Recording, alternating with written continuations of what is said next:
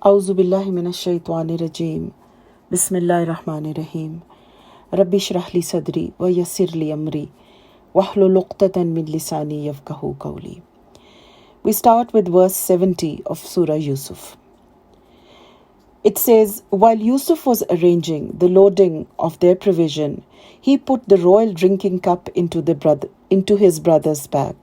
Later on, a cry called out, O people of the caravan, you must be thieves. Now, as we discussed in the previous lecture, in the verse before this one, that Yusuf alayhi salam had a banquet ready for his brothers, and as customary, these guests were served in very expensive crockery and cutlery due to the fact that they were royal guests.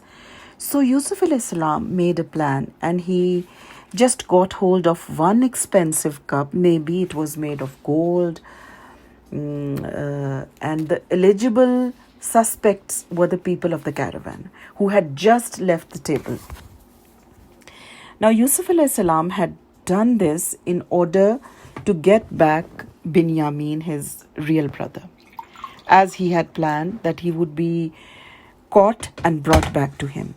Here a question arises that why did Yusuf alayhi salam wanted Binyamin back? Why did he keep his identity closed? Why didn't he just plainly tell the brothers about himself and say that now my brother, this one Binyamin, is going to stay with me, and you go and inform my father that I'm here. And that's it. And that he knew how possessive Yaqub alayhi salam must have become in his absence, and what a terrible pain this would cause to him to lose another son too.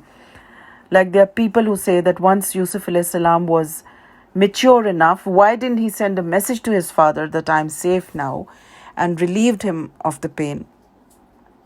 Now the answer to all these questions is that Yusuf alayhi salam was not an ordinary person.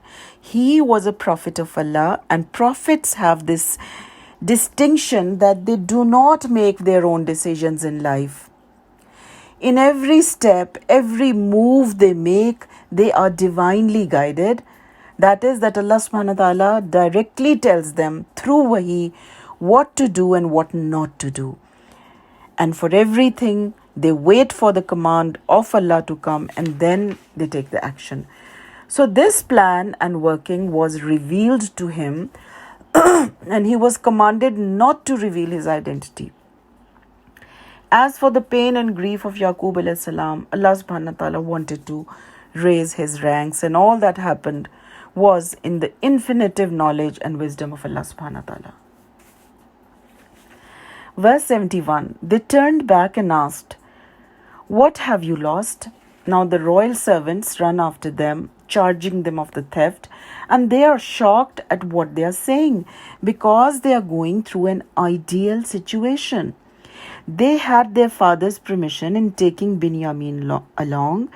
They had satisfied the finance minister. They had received their desired quota of the grain. They were relieved of the fear that their families won't starve, and above all, they were happy that they had been able to fulfill their father's condition of bringing Binyamin back home safely. And here comes this blow that all their happiness goes down the drain. They can't comprehend what these servants are talking about. Verse 72.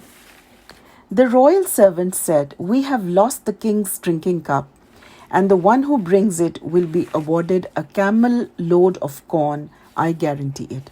Now the servants of the king informed them that one of the most expensive cups of the king is missing, and they are looking for it.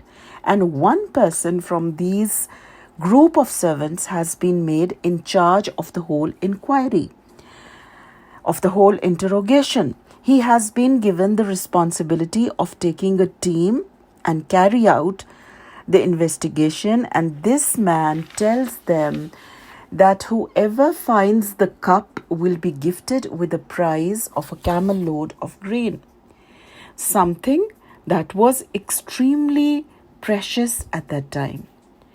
From this verse, 2 points have been deduced. Number one, that you can assign your duties to someone who can take charge and responsibility. And number two, it is allowed to give out a prize money for an errand that is apart from the pay. Verse 73. Yusuf's brothers said, "By Allah, you should know by our behavior during our stay here that we did not come here to make mischief in the land, and we are no thieves." Now imagine, they are the sons of a prophet, and it is very, very humiliating for them that they are accused of theft. And they say, Tallahi, by Allah. Tallahi is the swearest expression of swearing by Allah.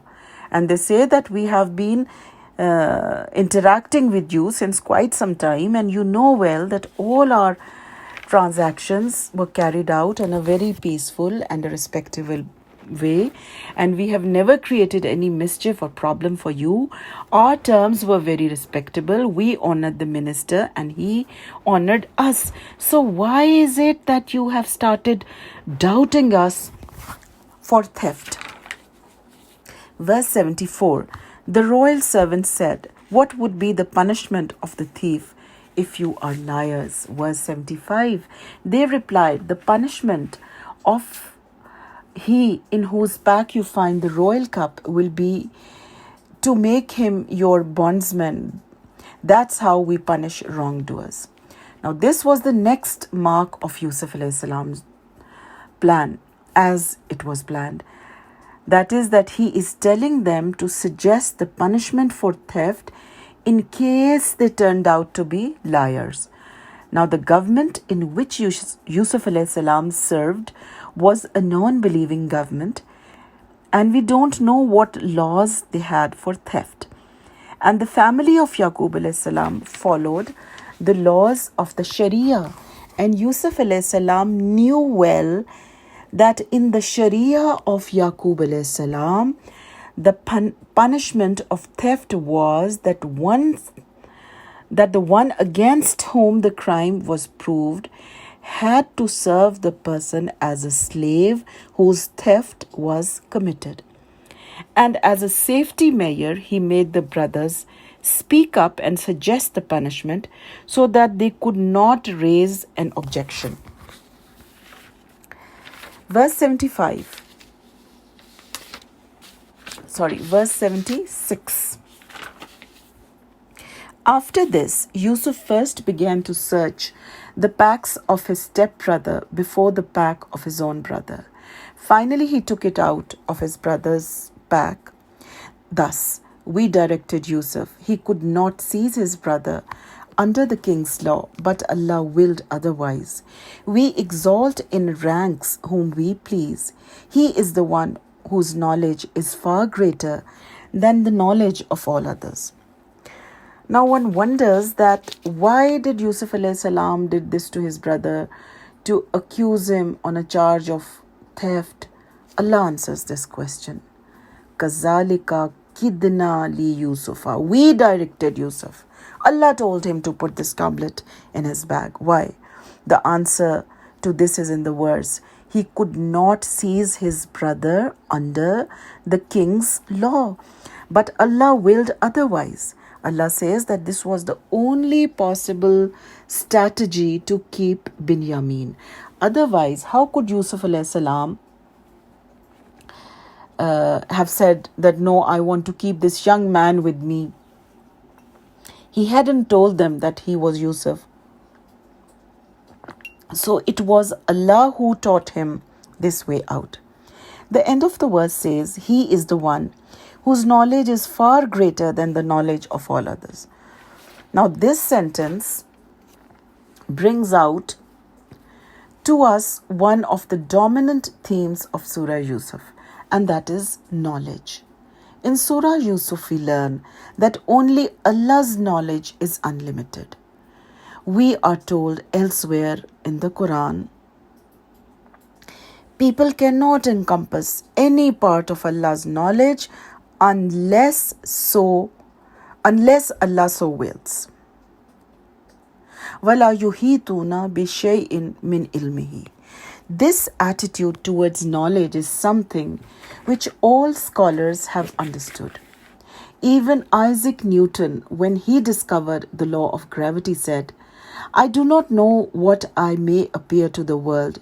To myself it seems that I have only been like a boy playing on a seashore and diverting myself in now and then, finding a smoother pebble or a prettier shell than the ordinary, while the greater ocean of truth remains like undiscovered before me.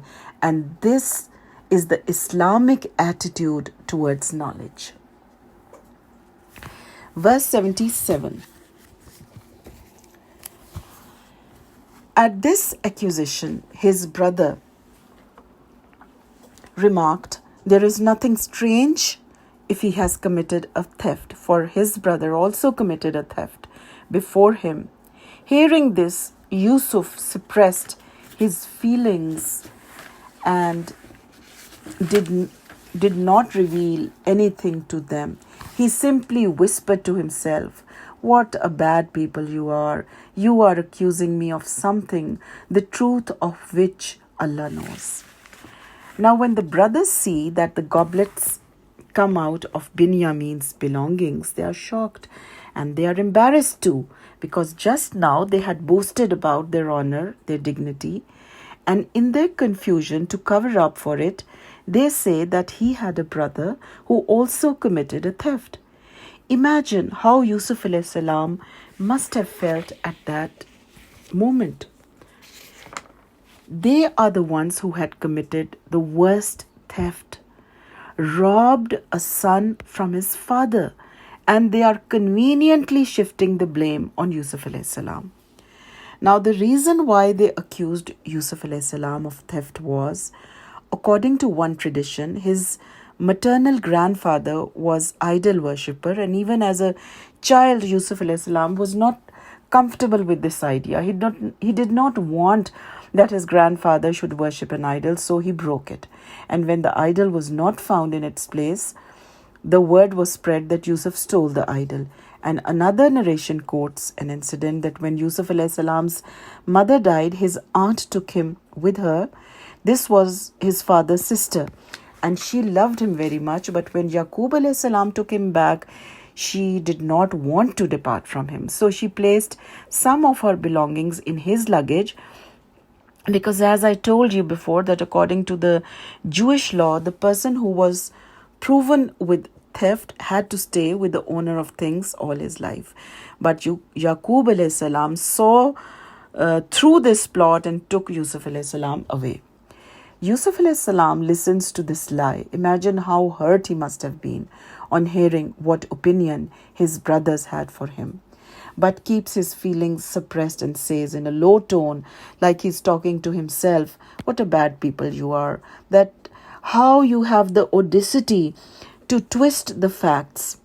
If we take the first incident, then they too were Muslim men belonging to a noble family, and they knew well why Yusuf alayhi salam broke the idols, and instead of appreciating, they twisted it and used it for their own benefit. And if we take the second incident, then they too lived in the same house, and they saw that Yaqub alayhi salam had sorted out the matter. It was an innocent trick that the aunt played out of love of Yusuf. Imagine the pain Yusuf alayhi salam felt, that they have incurred every harm that was possible on him and had been successful. And so many years have passed, almost 25 to 30 years, and still their hearts have not found peace. They are full of the same malice and spite for Yusuf. And the end of the verse says that Yusuf alayhi salam says, the truth of which Allah knows, meaning that whatever you are accusing me of and portraying me as a thief, Allah is well aware of the reality. This is how shallow and fickle human nature can get. So there are people who harm and plot against you all their lives. We come to know from this, to the extent that they ruin your life, and yet they have the nerve and the cheek to point fingers at you and paint themselves as innocent as angels and shift all the blame on you with baseless and non existing accusations. And this is one of the most important and basic themes of Surah Yusuf. That is how in times of grief, how to manage pain and keep going when people hurt you, and especially your near and dear ones, because the pain that is caused by them is more intense in nature. And the golden principle is by turning to Allah. Wallahu alamu bima tasifun. This is the secret of success of Yusuf alayhi salam. His deep connection with Allah, turning to Allah, good times or bad times. His friend is Allah. He has to be clear in the eyes of Allah. It does not matter what people think and what people say about him. So when you feel that someone bears so much malice for you in their heart that nothing works, neither your silence nor your explanation, then the only comfort is that Allah knows. This feeling is so soothing, so comforting, that there is a being who knows about me, who understands me, who cares for me. And this is a state in which you become what we called in our language be-niyaz. It's a stage on which you are only concerned about keeping your matter straight with Allah, and the rest does not bother you at all. It does not affect you at all. You will keep on doing only what Allah demands from you to do for them, not expecting anything from them in return, because you never did it for them. You did it for Allah. And whatever they say about you or behave with you, Allah has it all written and recorded it with Him. And this is a station which you reach after many, many years of experience, and after forming this level of connection with Allah subhanahu wa ta'ala, and after controlling and taming your nafs to this level. And then the reward is that you become so strong emotionally that you become like beyond harm. Another point that may arise in someone's mind is that we discussed previously, when Yusuf alayhi salam comes out of jail and he gets an inquiry done by the king in order to clarify his position. And we understood that a mu'min is supposed to defend his reputation. And here we see that first Binyamin and then Yusuf alayhi salam's brothers said nothing to defend themselves, not even a word. The reason is that the behavior of a mu'min is governed by wisdom. He decides on the spot, according to the situation and the people with whom he is interacting, what course of action he would take. At that time, it was the benefit of defending his position was in the benefit of his mission of dawah, and he needed to defend himself. But when the benefit is greater in not defending your position, then it is not defended. Because Yusuf alayhi salam had a bigger plan in mind, in which his brother also was a partner. They both did not speak up. And other than the situation, it also depends on the individual you are dealing with. If it is someone whose senses are blocked with grudge and enmity, then this is next to banging your head on the wall. This is wasting your time and energy. Wait for the time when Allah brings out the khair in them, and then they are ready to take effect.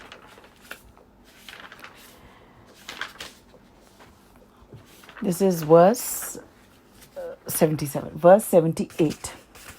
They said, O noble prince, he has a very aged father who may not be able to survive without him.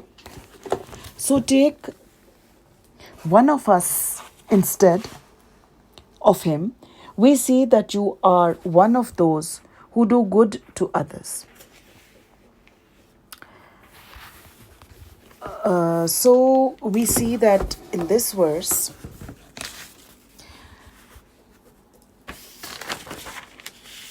we came to know in the previous verses that the brothers of Yusuf alayhi salam lose hold of Binyamin because of their own verdict, right? They were asked to give the verdict, and they lose hold of him because of that verdict. This time they show a different color of their nature. They seem to come out of their stubbornness now, and they show a soft corner for their father. Excuse me. And they show concern for him that he may not be able to survive the pain of Binyamin's loss. They did not give this fact a thought the first time when they took Yusuf alayhi salam away, and now they suggest that they keep one of the brothers instead of Binyamin as a prisoner. So this shows that they are really sincere this time. And they praise Yusuf alayhi salam that we realize that you are a good and a noble person, someone who always does ihsan with people. They are begging and pleading before Yusuf alayhi salam, and just imagine the feelings of Yusuf alayhi salam at that time. The same people are falling at his feet, begging him, the Aziz of Egypt, and unknowingly degrading and accusing the child Yusuf in the face of something he never did. Now the lesson for us in this verse is that when remorse takes over a sinner, this is the best thing that can happen to him, as it eventually leads him to be forgiven. We all know that these brothers were forgiven in the end, but that process started from this point, from here, in their lives. And the lesson for us is that if these men who have indulged in major kind of heinous, serious sins like planning murder, mistreating the father to the last extent, and nurturing malice and hatred and jealousy to the extreme, if they can at some stage of their lives manage to struggle out of it to some extent and be forgiven, so then we too have hope. We can also get started with this process and have hopes of forgiveness. But the crucial part is that are we ready to take this initiative? If yes, then this process must get started straight away, because right now we have something in hand that might not be there any moment, and that is time. Verse 79, Yusuf replied, "They will present you all sorts of excuses when you return to them. Say then, indeed, we would be unjust." Now when the brothers suggest that he should take one of them as prisoner in place of Binyamin, Yusuf alayhi salam's immediate response is, Ma'azallah, that how can I take an innocent person as a prisoner? We see that Yusuf alayhi salam does not use the word thief for Binyamin, but rather he says, the one with whom we find our luggage. Now look at the precise and intelligent selection of words used by Yusuf alayhi salam. He is not lying and yet conveying the truth, but in a quoted way, and this is what we call technically Toria. He takes long words to avoid wrong words. And again we see an example of Yusuf alayhi salam's composed mindset. Just now he has been accused by his brothers of theft, something he wouldn't dream of doing. And if you think of it, being accused of something you never did is mentally very, very disturbing. If an ordinary person has to undergo such situations, we would see that he would go into a fit of anger and rage and use the harshest possible words that come to his mind. But we see that Yusuf alayhi salam, contrary to this, keeps his emotions, his mind, his tongue under control. There is simply nothing throughout this story which Yusuf alayhi salam presents as an excuse of irrational behavior or foul words. Never does he say that, I'm being harsh because this happened to me. Why? Because a mu'min is always alert and conscious of what words he uses and what behavior he exhibits. That is because he first and foremost senses his accountability before Allah subhanahu wa ta'ala. Verse 80, when they lost their hope of moving Yusuf, they went aside to confer in private. The eldest of them said, "You know that your father had taken a solemn pledge in the name of Allah, and you also know how you fell short of your duty with respect to Yusuf. Therefore, I'm not going to leave this land until my father gives me permission or Allah decide for me, as he is the best of all judges." Now, when the brothers realize that the ideal and the final, they realize that when the deal has been finalized, it has been done, they get together in a corner for a private meeting and they discuss between themselves how to go about it. Now, the eldest brother says that this is something very, very serious now, because we have given a very solemn oath to our father about Binyamin, and I'm too ashamed of facing him. And he inflicts a punishment on his own self and says that I'm not going back to Palestine. I'm going to stay here. Unless and until either of the two things happen, either of the two situations come, my father allows me to come back with forgiveness, or Allah makes such a situation, a way out for me is made. And to think of it, this is not an easy punishment. This is a punishment of exile, staying away from home and family in a foreign land with no source to support you. Now, we see that the eldest one feels more remorse, and that is due to two reasons.